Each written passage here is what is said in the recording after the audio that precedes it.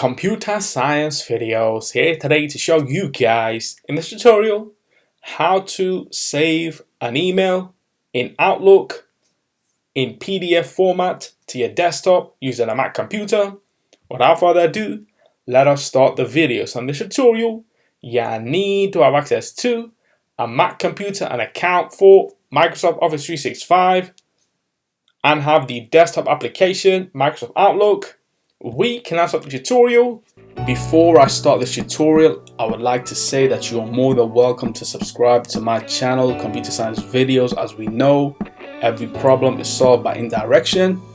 You can also follow my Twitter account. We are trying to grow as fast as ever. I'm on TikTok. We post videos here and there. Follow my page on Facebook. I'm also on Instagram.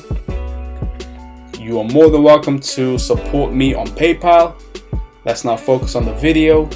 So now let's go down to the dock. Go to Launchpad, go to Outlook, search for this. Enter to open up the application. Wait for that to load. Once it is loaded, make sure that you are signed into the account now. What we can do is either click into an email that we have received. But as for this tutorial, we will create a brand new email. Send that to ourselves. Within the email, write "this is a test," and then insert that signature for admin, subject, test. Let's now send the email. Sending, email sent.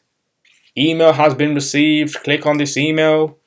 We can now print the email and then go to the bottom left corner of the print settings, save as PDF file. Let's change the name to test.pdf. This will save on the desktop on the Mac computer. Click on save. That's now been saved. Go to a new desktop. There we have it, test.pdf. Click on this and there we have our email saved to the Mac computer as part of our reference.